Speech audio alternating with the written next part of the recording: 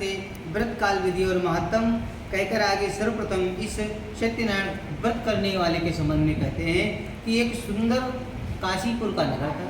वहाँ पर अति निर्धन ब्राह्मण सतानंद बहुत ही निर्धन थे, बहुत ही पुअर थे। वो ब्राह्मण थे, बहुत ही पुअर थे, और वो इस प्रकार के कंगाल ब्राह्मण थे कि दिन भर भिक्षा मांगते थे, फिर भी अपना और परिवार का तक पेट नहीं भर पाते। एक बार भगवान ने सोचा कि ये ब्राह्मण को बहुत ही कष्ट है, क्योंकि भगवान को सबसे अधिक प्रिय कौन है? भगवान को सबसे अधिक प्रिय कौन है? गॉड। वो कौन प्रिय है? भगवान को ब्राह्मण अधिक प्रिय है। और भगवान ने उस ब्राह्मण को देखा तो भगवान ने जो सोचा कि ये ब्राह्मण बहुत दुखी है, इसको कोई उपाय बताना चाहिए।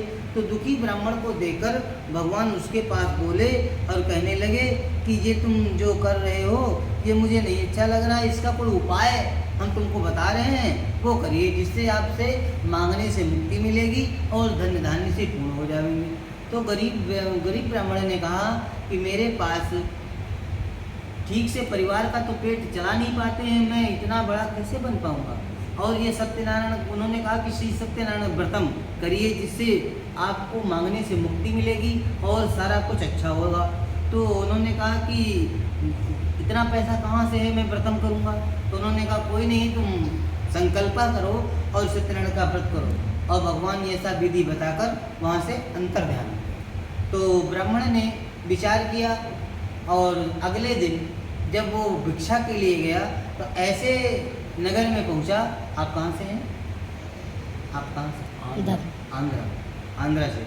और वो आंध्रा पहुंचा भिखारी करने, वहाँ पर भिक्षा मांगने के लिए। वहाँ पर बहुत धनी लोग रहा करते, रिच मैन, आंध्रा पे रिच मैन रहा करते थे। वहाँ पर जो पहुंचा तो वहाँ पर बहुत सा धन उसे प्राप्त हुआ, उसकी झोली में इतना धन प्राप्त हुआ। कहते हैं कि जहाँ पर कृपा श्री सत्यनारायण व्रतम, जहाँ पर कृपा राम की हुई और तहाँ पर कृपा करे सब कोई।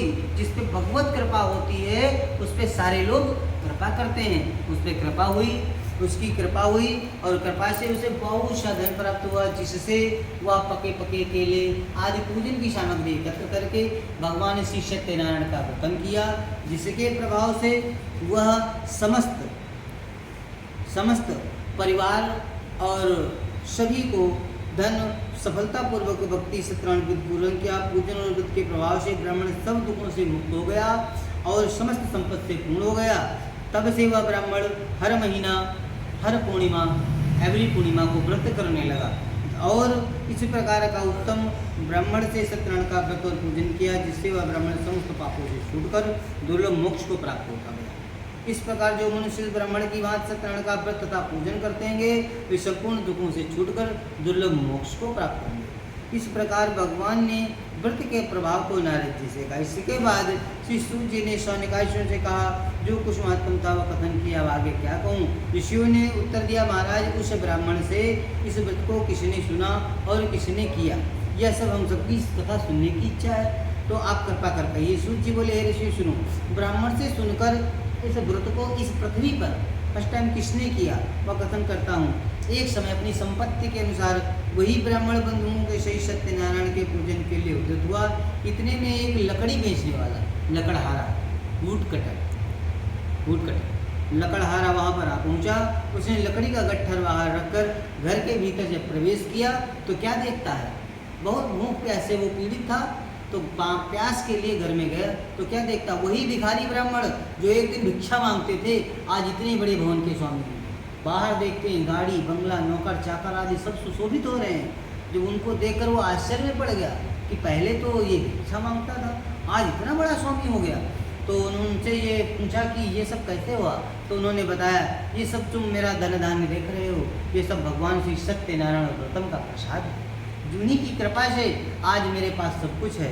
उन्होंने कहा कृपा करके मुझे भी वो बताएं कि ये व्रत कैसे होता है, क्योंकि कहते नहीं संसर्गः गुणः दोषा भवन्तु, व्यक्ति की जैसी संगति होती है व्यक्ति में वैसे गुण व दोष उत्पन्न होते हैं। यानी कि एक आइसक्रीम जो होती है, आइसक्रीम 100 रुपये मिनिमम, उसमें एक स्टिक होती है वुड यानी लकड़ी की, उसकी क्या कीमत है? 1 रुपया 2 रुपये लेकिन उसके साथ में रहने से वो भी 100 रुपए की होती है। उसके साथ में रहने से वो भी 100 रुपए की होती है। ये होता है संगति का असर। यानी एक अच्छे व्यक्ति के पास बैठने से अच्छा विचार आएगा, एक बुरे व्यक्ति के पास बैठने से बुरा आइडिया आएगा।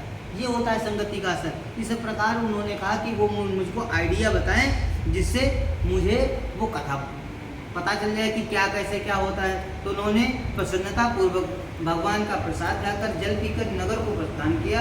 लकड़हारा मार्ग में सोचने लगा। रास्ते में वो सोचता है, थिंकिंग आती है उसकी कि मैं भी ये व्रत करूँगा, क्योंकि इस व्रत से तो बहुत ही अच्छा होता है, तो श्री सत्यनारायण व्रत का पूजन करूंगा। इस प्रकार मन में सोचकर लकड़ी का बोझ सर पर रखकर भगवान की कृपा से उस दिन लकड़हारा लकड़ी का बोझ लिए उस स्थान पर पहुंचा जहां पर बहुत धनी लोग रहा करते थे।